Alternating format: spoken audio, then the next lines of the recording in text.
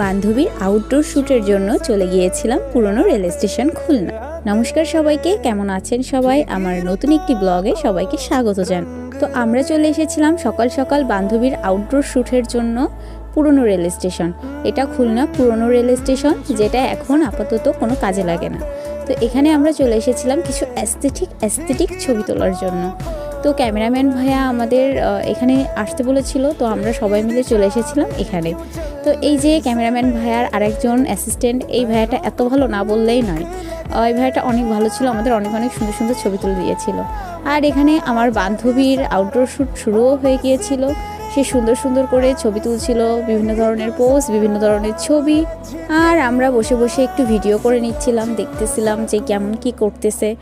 এই যে আমাকে একটু দেখিয়ে নিচ্ছিল, আমি আসলে একটু ক্যামেরার দিকে তাকিয়েছিলাম। তো এখানে আমার বান্ধবী আমাকে দেখিয়ে নিল। আর এই তো আমি একটু পোস্টোজ দিয়ে নিলাম। এই যে ক্যামেরাম্যান ভাইয়ের কথা বলছিলাম, এই যে ভাইয়া মৌমিতার ছবি তুলে দিচ্ছে। ভাইয়াটা আসলে অনেক ভালো, আমাদের অনেক ছবি তুলে দিচ্ছে। এই তো আমি এই ভাইয়াটারই কথা বলছিলাম, এই ভাইয়াটা অনেক ভালো ছিল, আমাদের অনেক সুন্দর সুন্দর ছবি তুলে দিয়েছে। আর এদিকে আমার বান্ধবীর তো ছবি তোলা শেষই হচ্ছিল না। আসলে এই ছবি তোলাও যে কি কষ্টের, সেটা সেদিনই বুঝেছি। আর এদিকে আমরা কোণের জুতো ব্যাগ নিয়ে শুধু এদিক ওদিক করছিলাম ক্যামেরাম্যানদের ডিরেকশনে। আর একটা কথা না বললেই নয়, ক্যামেরাম্যান ভাইয়াগুলো অনেক বেশি ভালো ছিল, অনেক বেশি কোঅপারেট ছিল।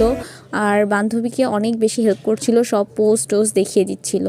তো এই তো তারপর আমার বান্ধবী প্রচুর টেনশন করতেছিল, কারণ বাসা থেকে বারবার ফোন করতেছিল যে পুরোহিত চলে আসছে, তুই তাড়াতাড়ি আয়, তারপর পার্লারে যেতে হবে, এসব টেনশন করছিল অনেক। তো ক্যামেরাম্যান ভাইরা বলছিল কোনো সমস্যা নাই আপু, যেয়ে দেখবেন কিচ্ছু হয়নি।